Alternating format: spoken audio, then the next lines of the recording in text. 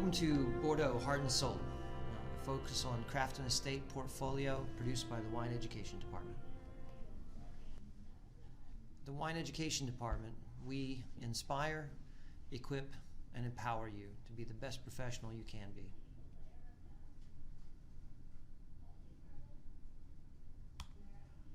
After this presentation, you should be able to describe the wines and the regions and the influences and the styles, and you should be able to do the most important thing, which is to collaborate with each other to talk through the wines and how they're being reacted to in your markets and with your clients and with your opportunities, so that you can figure out how to describe these wines to maybe a wine knowledgeable friend. How do you describe these wines to someone who's just getting started? How do you sell these wines to a target consumer that probably will like these wines but might not be aware of them yet? And what's the market looking for in this category that you can apply to the wines that Craft and Estate has? Of all the things we take away from this, the most important thing is to figure out how to use this information to get this wine in the hands of buyers that will put it on the shelf or on the wine list. Craft and Estate has already got a great reputation, and we're just going to continue building on it through the wines they have and through the way we talk about them in the market. We can be very proud of what Craft and Estate has built so far as their image and as their portfolio. Bienvenue à Bordeaux. So when we talk about Bordeaux, we absolutely have to talk about the 45th parallel. It is sort of the line of latitude that defines winemaking in a lot of ways across the globe. And in this particular slide, we can see that it definitely goes through some key areas. It goes right through the tip of Michigan. I know that doesn't matter to you, but it does to me because I used to live on that line. It goes through Piemonte in Italy. It goes through Bordeaux. It goes through the northern section of Oregon. It goes through Nova Scotia. In the southern hemisphere, it goes through central Otago and basically defines the idea of that ideal latitude in general to grow wines of balance and grace. Obviously, there are lots of other factors that determine what the end results are going to be. Is it maritime? Is it continental? Is it, is it a super dry region? Is there a lot of rainfall? All of these things matter. For instance, 45 degrees south, central Otago, if you're on the western side of the South Island Alps, you can't grow any grapes because it rains too much. So latitude is just a part of the equation. In this presentation, we're going to have to deal with Bordeaux in its large scale. And when we look at Bordeaux, we can divide it into the Médoc, which is the city of Bordeaux and north towards the Atlantic. We have Graves and Sauternes, which is south and connected to the city of Bordeaux to some degree. We have Blaye and Bourg on the north side of the river. We have Entre-deux-Mers between the two rivers. And then there's just general Bordeaux and Bordeaux Supérieur. All of these regions make a lot of wine. All of these regions have something of value. Some of these regions have wines of really high price tags, and some of them don't. For instance, the Libournais area also includes Saint-Emilion as well as Pomerol, and there are some very expensive wines in there, as well as right alongside of those appellations, some really delicious wines that we can drink on Thursday and not have a whole lot of guilt feeling about it, so to speak. So one of the things to walk away from Bordeaux with, if you don't walk away with anything else today, is that the breadth and scope of the possibilities of wine in Bordeaux is just enormous. Bordeaux makes 1.5% of the entire world's wine. That's a lot of wine if you stop and think about it. I mean, 1.5% doesn't sound like much until you realize that's just one region in France. It's a pretty amazing place.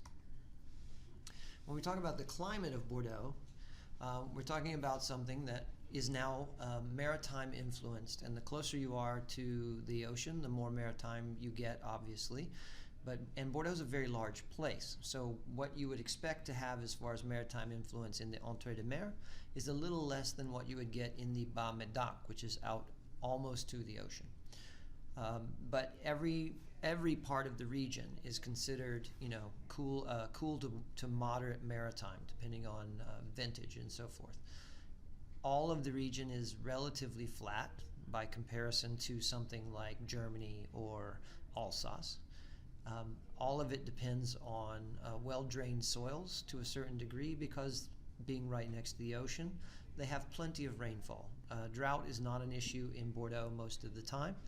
It is more an issue of fall rainstorms, and that climate is drastically affected at harvest by the storms that come across the Atlantic, because weather moves from west to east in the northern hemisphere.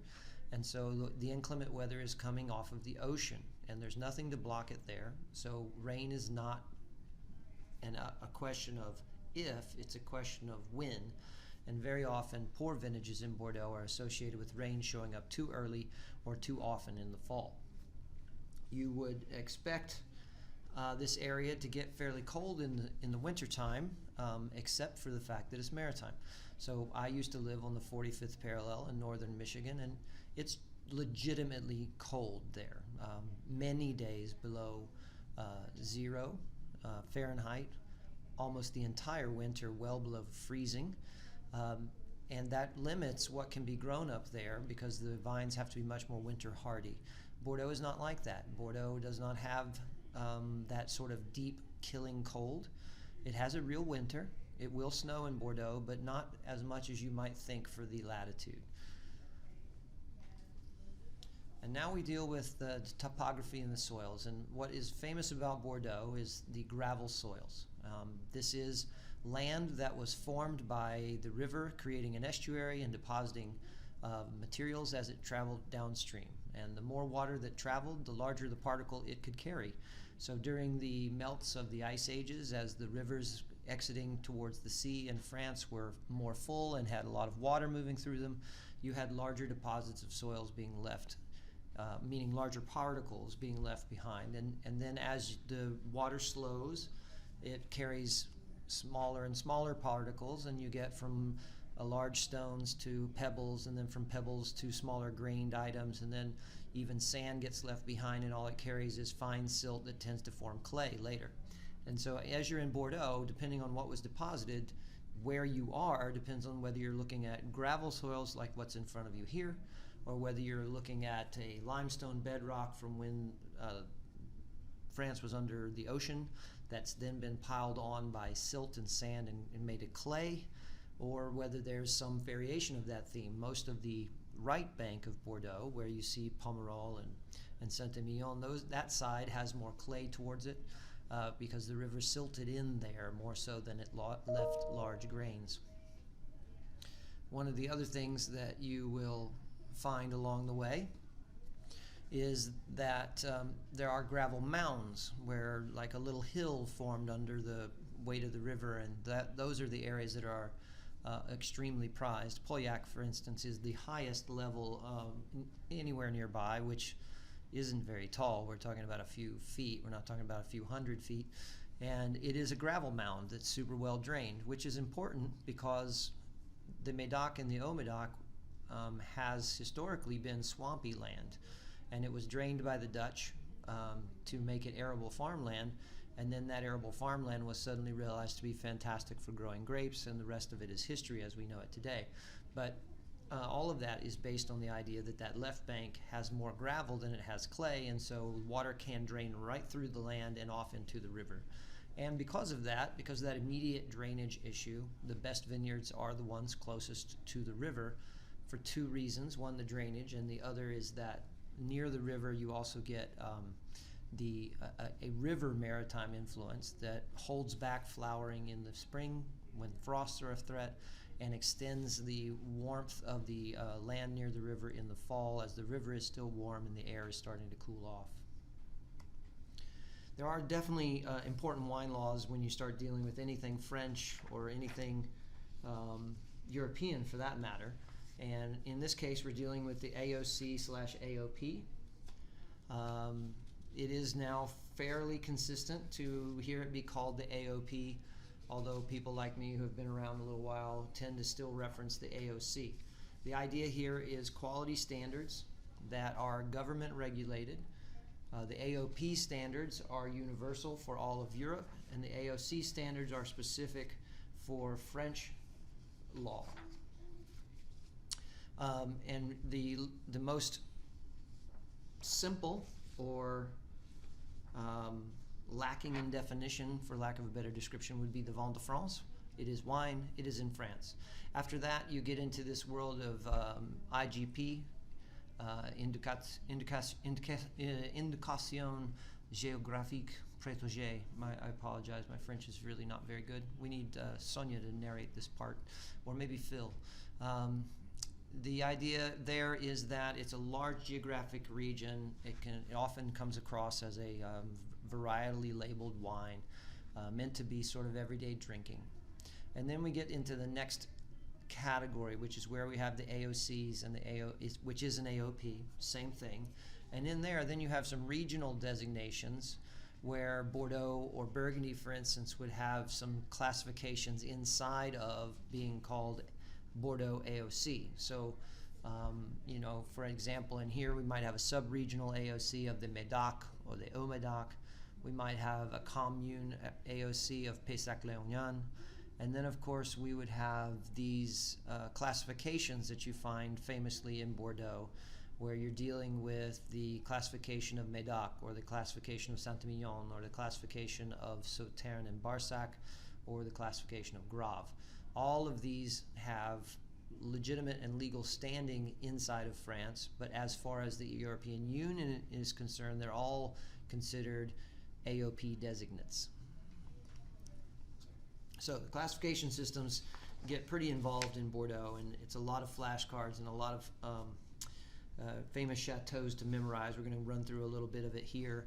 The Grand Cru Classé of 1855 from Médoc and Sauternes was really an accident that became law. It was all part of Napoleon's wish to make it easier for people to wander through the National Exposition Fair, where the wine tents were going to be categorized and organized in a way that would make sense for people to go visit wineries.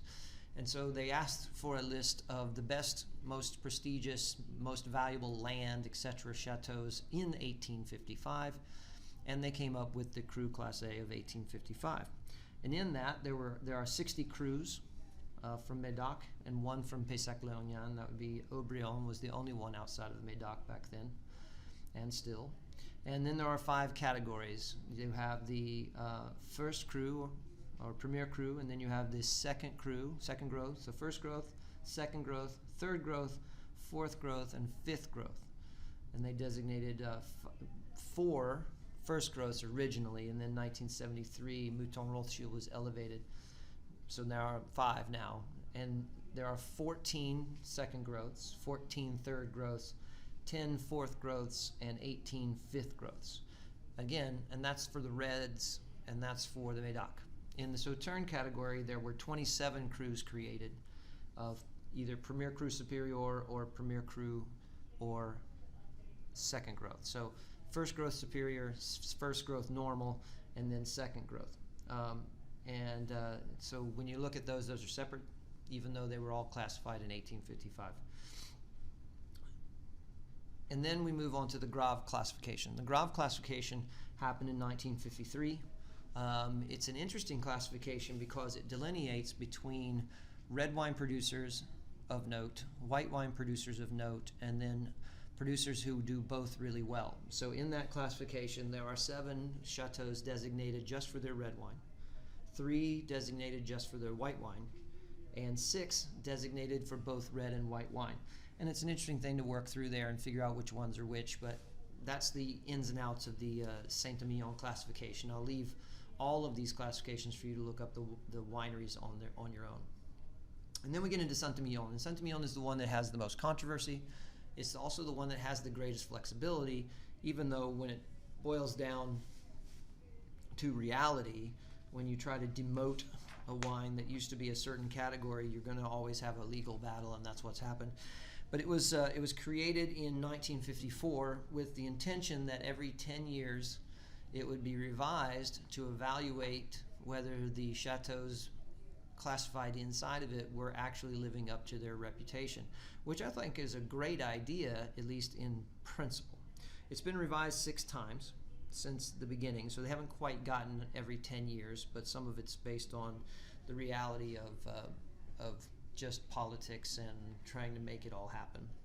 There are 82 estates inside the Saint-Emilion classification. 64 of them are just Grand Cru Classé, and 18 of them are Premier Grand Cru Classé, which is divided into two portions: Premier Grand Cru Classé A, and then Classé B. There are 4 in the Classé A.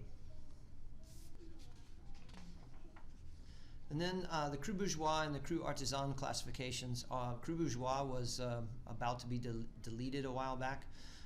It still sort of exists. Not a lot of people lean on it heavily anymore, from what I can tell. But it's still there, and it had a lag where it was like, oh, I don't know if this is still going to be around anymore. And now there are 240 to 260 properties that are in there.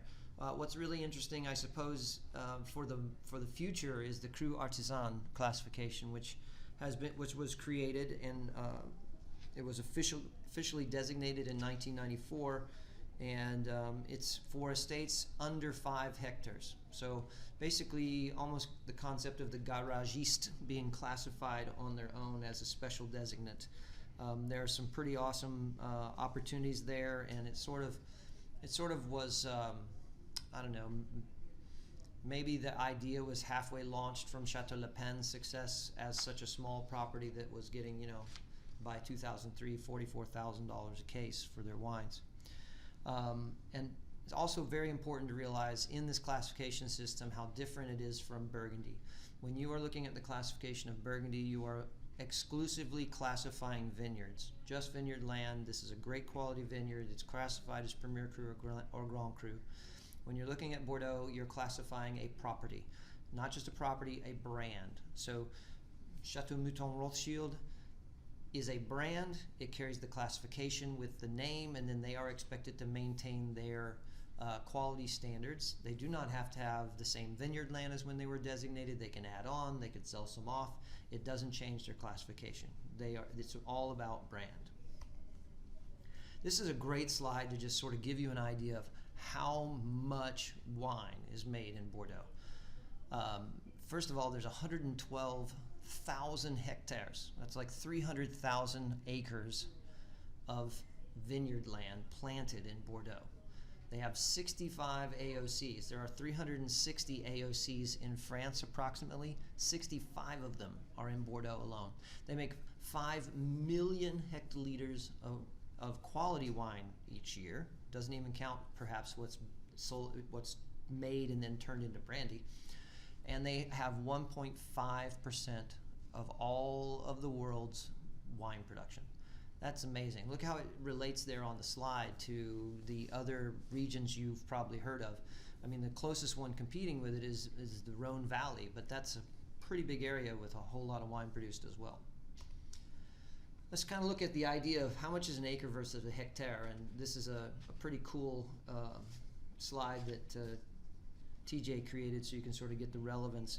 A hectare is 0.41, I'm sorry, an acre is 0.41 hectares, and a hectare is 2.47 acres. So notice the red line has not only included part of the football field, but has encompassed the entire slide. So when you're thinking in hectares and acres, realize that our acres are much smaller, less than half the size of a hectare. So when you're talking about vine density, when you're talking about tons of fruit or hectoliters or whatever, those numbers are going to be skewed by relevance of the size of the land. One of the other big deals about Bordeaux is understanding that there's a very symbiotic and holistic approach to wine growing and selling there. There are 30 cooperatives and 4 cooperative unions that are buying buying grapes or bringing in grapes as a cooperative unit of a bunch of different properties and making wine. Then you have 6,287 wine growers or estates. And then in the middle of that, you have 76 different wine brokers that are licensed inside of the Bordeaux appellation. as well as 300 wine trade firms, the wine merchants, which is sort of the way it was for so long, especially with the British history. Wine merchants would live and work in Bordeaux, and their purpose was to buy barrels of wines from various chateaus and keep the wine labeled as where it was from, but then they became the owner of the wine and then the reseller. And there were, warehouses full of wine from Bordeaux in barrels still in the British ports, waiting for bottling upon need. And so it's very interesting when you look through older bottles of Bordeaux at auction houses and things like that. You'll see that you need to know who the importing merchant was, because they may have had a different routine in exactly how they treated the wine. That particular practice has become almost extinct. And now almost everything's estate bottled or bottled before the wine merchant takes it, so that the winemaker has control over the final product a lot more. Super important to history. They still exist now, but they function differently than they did then. All right, another thing about we hear with Bordeaux is, well, China's drinking all the wine. Well, that's not necessarily true, although they are most assuredly absorbing the largest volume and the largest value. But they have 1 billion people that live in the country, so there's a lot of wine that can be shipped in there. France drinks 56% of their own Bordeaux. The rest is 44% of it is exported. If you look at volume, I think it's very interesting that Belgium is second in importing by volume, but not even in the top 3 by value, which tells you that the Belgians are smart. They're buying the everyday Entre deux Murs, Bordeaux Superior wines, and they're drinking them just because they like wine from Bordeaux, and it's not necessarily a special occasion, it's just Thursday. And then when we look at China and Hong Kong, we see that they are not importing a large volume, but they're also importing the higher price tags successfully, as is the United States. I mean, we're number 3 in both categories, which means we are still a very significant market for the region of Bordeaux. What I think we can help with that maybe the Bordelais have not figured out very well, and that is the actual marketing of their wines in this country. It's a sad thing to me that as we walk through retail sections of normal stores, whether you're talking about Kroger or a larger concern than a wine-dedicated store, it's hard to find Bordeaux in that regular market these days, and I think that's a shame.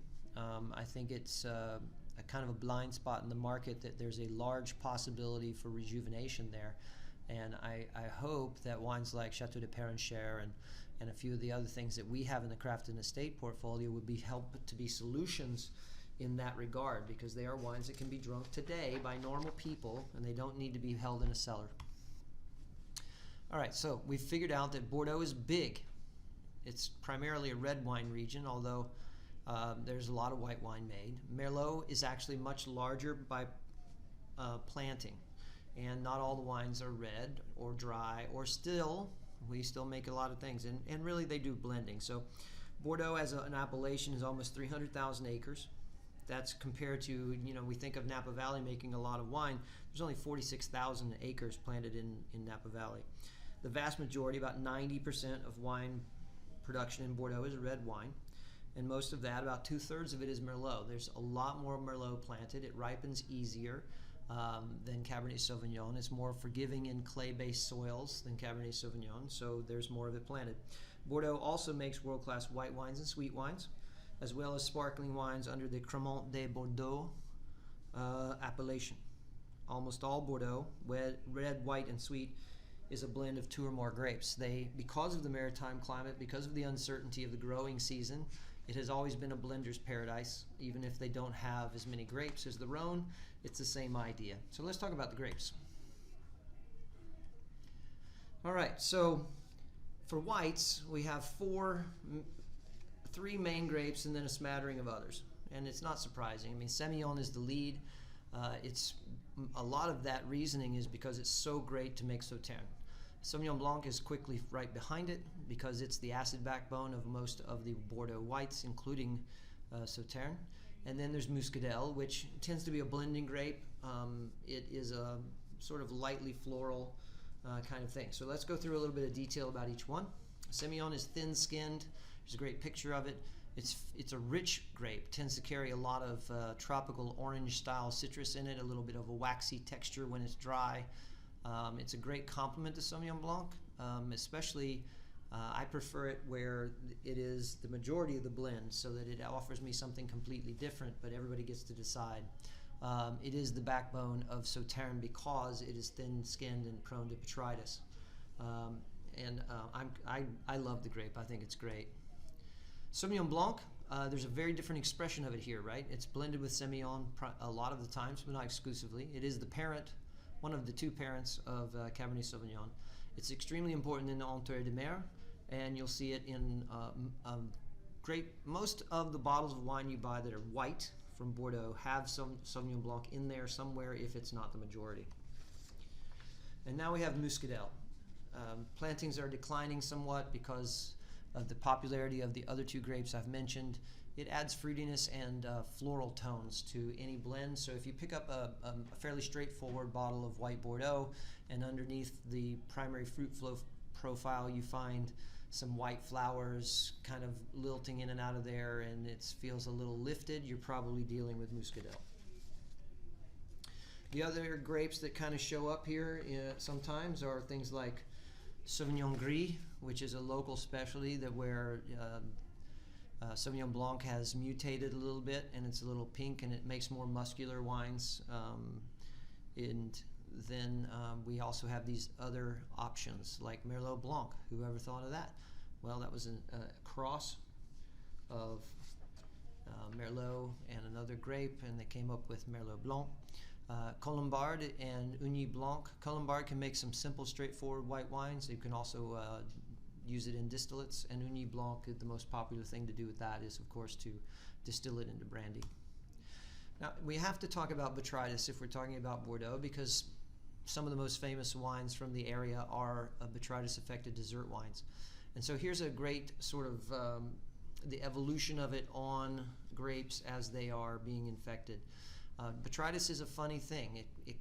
When it's right, it's amazing, and when the conditions aren't just right, it just turns into gross rot that destroys grapes. So noble rot is what you see here, where the fungus doesn't take complete control of everything, and it starts to attack the grapes and then shrivel them, and the dehydration sort of stops the natural process of losing acidity. So you end up with these very tart raisins by comparison to regular raisins, which have the end flavor that is affected by botrytis in many ways. And one of the most common things as far as flavor is concerned is that it adds an oily texture, and it adds this very honey meets saffron meets sort of ginger sort of flavor profile over top of the fruit.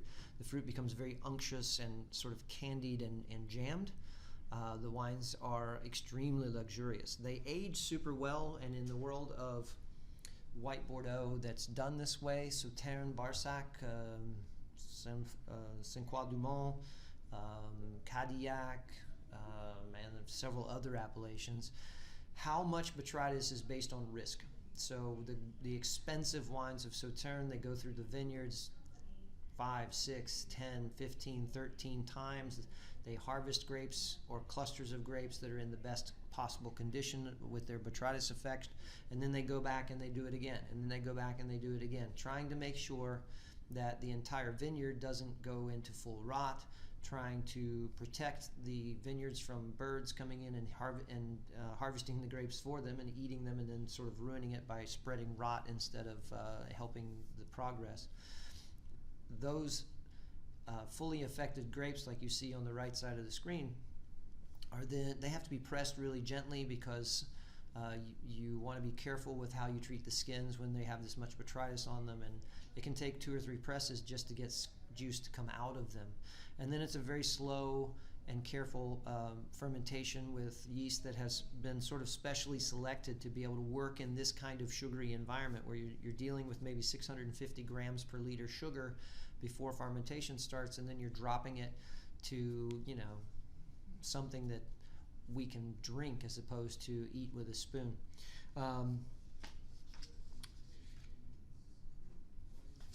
And then traditionally, the great wines of Bordeaux that are botrytis affected spend time in oak, maybe up to 2 years even, to begin the process of sending them through their life.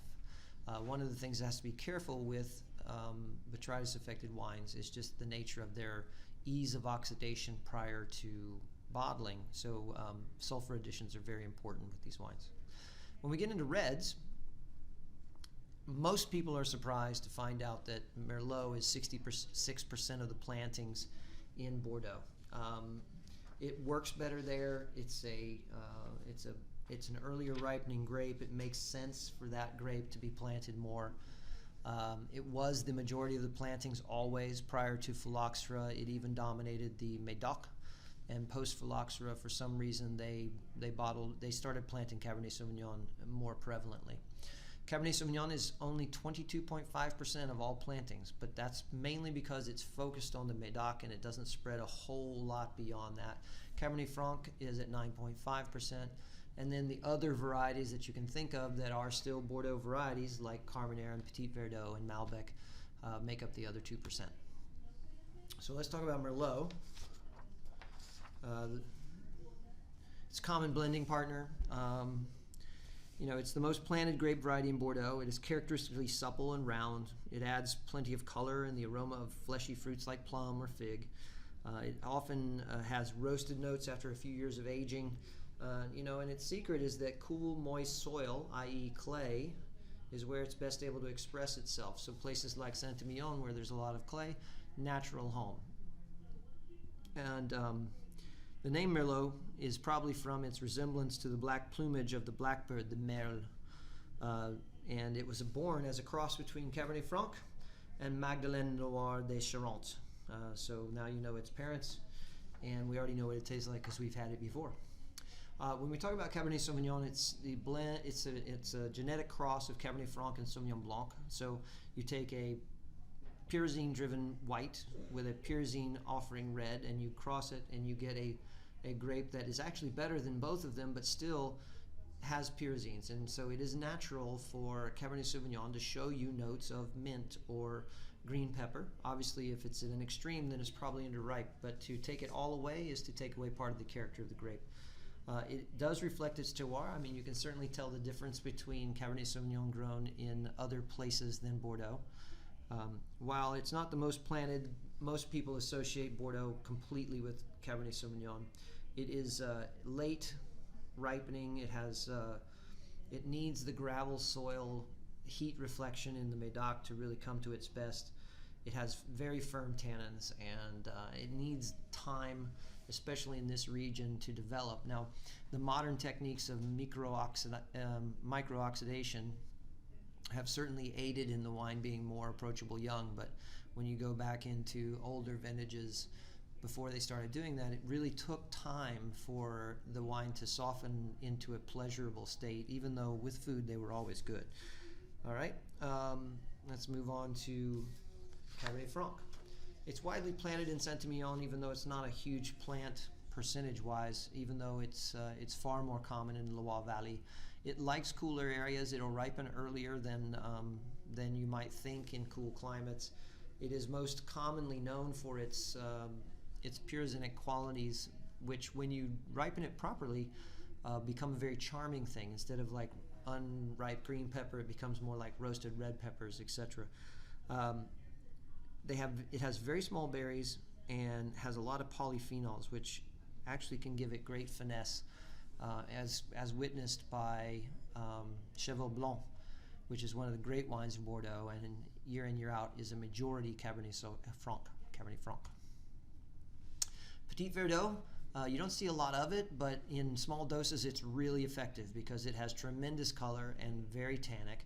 I think you sometimes see it when it's blended in by this sort of steely berry combination, almost like blueberries in a steel tank kind of approach to the nose and flavor profile. It is becoming more popular in planting because they know that they can grow a little bit of this and crush it and blend it, and it'll darken the color of their Bordeaux, which sort of suits the fancy of the modern wine drinker, that their wines look intensely purple and therefore they must be good. And honestly, I think it adds some ageability and fruit base to the wines of Bordeaux when it's used. Malbec is not highly grown in Bordeaux, but it still exists there. Its most common home in France was in Cahors, where it comes under a different name, Auxerrois or Côte.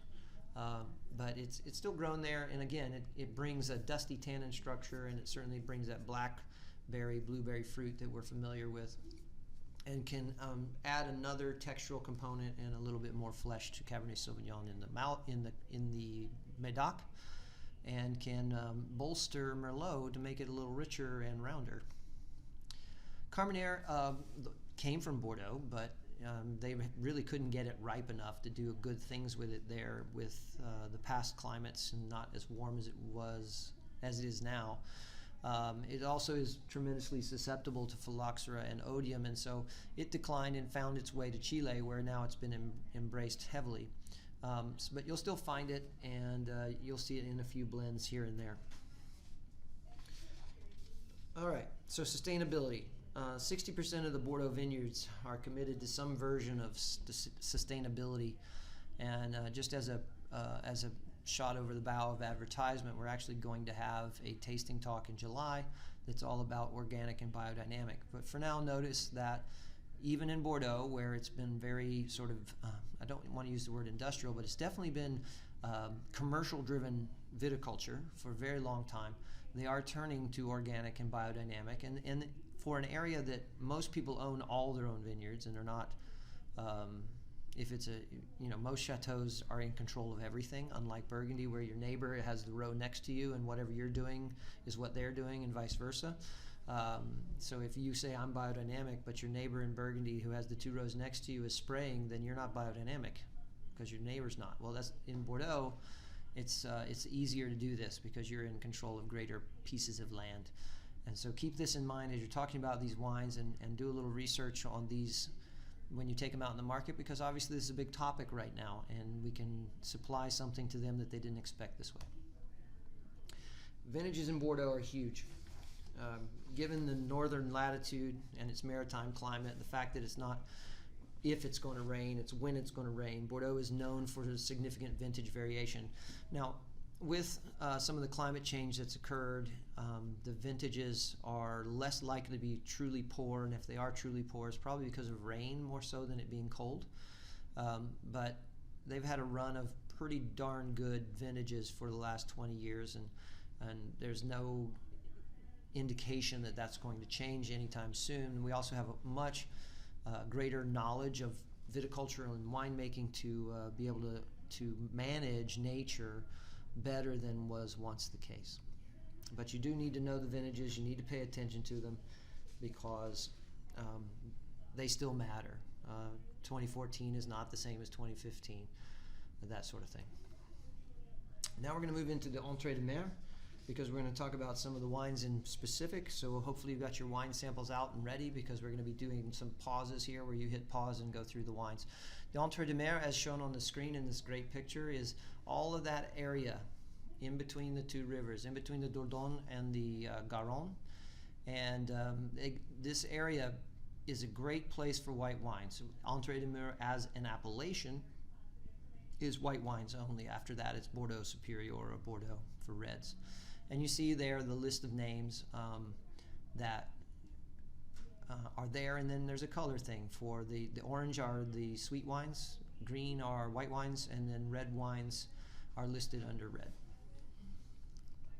So let's talk about Château de Fontenilles, Grand Vin de Bordeaux, and talk about some of the charm and expectations you have there. This winery is located in the Entrée de Mer region of Bordeaux, and it has a long history dating back to the 13th century, actually.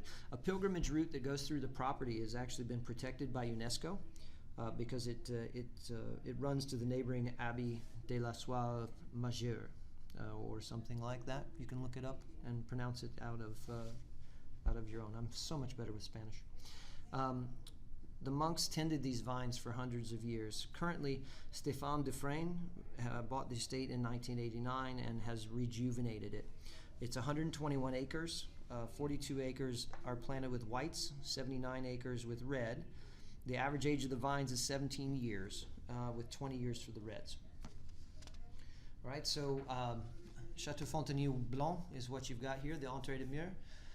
It's 40% Sauv Blanc, 20% Sauvignon Gris, 20% Semillon, and 20% Muscadel. So this one's using all of those grapes we brought up in general earlier. And this one's all about steel and lees. 4 months. It's meant to be refreshing and bright. Give it a try. Talk amongst yourselves as to what you would do with this wine and who you would introduce it to, and then we'll move to the next wine. So hit pause. Now we're into talking about Grave. Grave and Sauternes, these are, or Sauternes, these are the areas that are on the southern side, the left bank of the Garonne. Grave is famous for its white and its red wines, most famous for its reds, and then Sauternes, Barsac, and Ceron are all the sweet wines. And we're going to move on to a producer named Chateau Peyrat, which makes both white and red, and we're going to. And so this is a combined effort between Orléans, Dulor, Ludovic, and Damien Marshall. They shared a common goal of taking over a Bordeaux property, and they wanted one in the Grave appellation. And in 2014, they saw this property available and looked at it for its potential, and they brought together 27 different investors. And I hope they're doing a good job keeping that many people happy, but nonetheless, they were successful. I think the wines are delightful. So it's actually located in Ceron, which is known for its sweet wines, but it's 20 acres of white and 18.5 acres of red. It has a proximity to the Garonne River, which makes it a very, I'm sure that's why it was planted originally, to try and grow sweet wines, but they're doing a great job growing dry whites and reds. So this is 80% Semillon and 20% Sauvignon Blanc. It carries the Grave appellation, which covers all of that whole area. They put this wine in cement tank for 12 months, and I really like how this wine shows Semillon. Hopefully you'll find it just as charming. It's sort of tart orange citrus, and it's got that waxy texture to it that I find so attractive in Semillon. Give it a try, see what you think, and talk to each other about it, and we'll go to the next wine. Hit pause.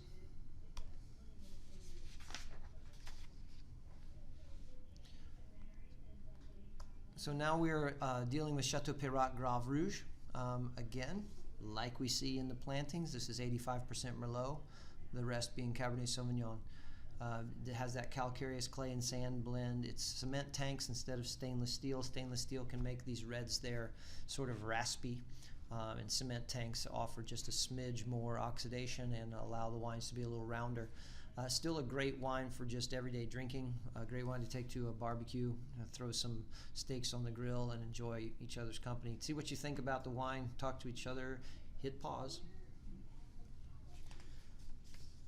We're now moving to Bordeaux and Bordeaux Supérieur, which is the base level of red wines across all of the appellation. You see how much region it covers, everything in those darker colors. So it's almost like it can do anything, and to a certain degree, just plain red Bordeaux is 41,775 hectares under vine, and things labeled as Bordeaux Supérieur are another 11,000 hectares. So you're talking about 282.3 million bottles of Bordeaux Rouge made and 67.1 million bottles of Bordeaux Supérieur. It's pretty crazy. This is where places like Belgium are killing it in quantity, but not necessarily in value. And we're going to move on. We're going to talk about Chateau de Parenchère, which is the property that we're going to taste next. Its foundations were laid in 1570 by Pierre de Parenchère. He was the governor of Sainte-Foy-le-Grand. It's on the easternmost edge of the Bordeaux appellation. It's almost into Bergerac. It was renovated in 1958 by Raphael Gazaniol, and it has 378 unbroken acres. So all of this land is contiguous. 156 of those acres are under vine. In 2005, Monsieur Père Landan took over as the majority shareholder, but the grandson, or the son and granddaughter of Raphael are still running the property and striving to make these great wines. They are really delicious and super great values. They're on the border of the Dordogne and the Garonne departments. They produce Bordeaux Supérieur. They're also licensed to produce Bordeaux Claret and Bordeaux Blanc Sec. The property is planted with 50% Merlot, 40% Cabernet Sauvignon, 9% Cab Franc, and 1% Malbec. There are 10 acres planted to whites, which is 70% Sauvignon Blanc, 20% Semillon, and 10% Muscadel. Here's the first offering. We're gonna taste the red, and it's in a clay chalk soil. They use cement vats, not really focusing on oak here. And you see this page right there for you. So taste the wine and talk about all the places you could possibly sell this. And we'll be back in a minute. Hit pause. Well, now we're on to the Libournais. The Libournais is the right bank, and that's where you're going to find Pomerol, Saint-Emilion, Bourg, Blaye, and all of the satellites of Saint-Emilion, Lussac, Montagne, Saint-Georges, Puy-Seguin, etc. And this is the land of Merlot and Cab Franc. Saint-Emilion is a confusing place to a lot of people because Saint-Emilion Grand Cru Classé is actually an appellation more so than a classification. And so it sounds like we're getting one of these super expensive wines, but then we look at the price tag and it's not. And so it's really important to be clear on the difference between a Grand Cru Classé in the Médoc and a Grand Cru Classé in Saint-Emilion. It should be a very good wine. And there's certainly no doubt that Chateau La Plagnotte Bellevue is indeed a very good wine. So this wine is made in a winery that's 1.86 miles to the northeast of the town of Saint-Emilion itself. It's in the village of Saint-Christophe-de-Barde. It dates back to the mid-19th century, and then was most recently purchased in 1990 by Madame Claude de la Barre. While she was still manager and co-owner at Chateau Cheval Blanc. So this has some very serious history and ability coming into it. Since 1996, the estate has been managed by by Madame Claude de la Barre's son, Arnaud, and has been certified organic starting in 2012. All right, so the soils here that the wines are grown on are on a plateau that is a mix of sand and clay over a chalky subsoil that's sort of a clay chalk combination, almost a marl. And there are definitely traces of iron here. One of the famous things about Pomerol is its iron pan, and there are traces of it throughout Saint-Emilion as well. So here are the specifics on the wine, and I'm pretty excited for you to taste this one. Make sure you talk about how you can work with this wine in the marketplace. This is where the first wine where we're seeing a significant oak influence, and it shows through in the wine, and it makes it very comfortable. It's a great expression of Saint-Emilion Grand Cru. Hit pause. We're now moving on to the Médoc and the roll call of the faithful and the expensive, so to speak. We have the Médoc, the Bas Médoc up in the north, then the Haut Médoc towards the south. We have Saint-Estèphe, Pauillac, Saint-Julien, Listrac, Médoc, Mouly, Margaux, and Haut Médoc in general. Now, when we start looking at places in this area to vine value, we're normally looking outside of names like Pauillac, outside of names like Saint-Julien. We're looking into something that's just labeled as Haut Médoc, or maybe it's in Listrac Médoc or Mouly. Chateau Foucasse-Bory is what we're going to address here, and it was created when Bruno Bory, the owner of Chateau Ducru-Beaucaillou, one of the second growths, purchased Fourcade-du-Mont in late 2008.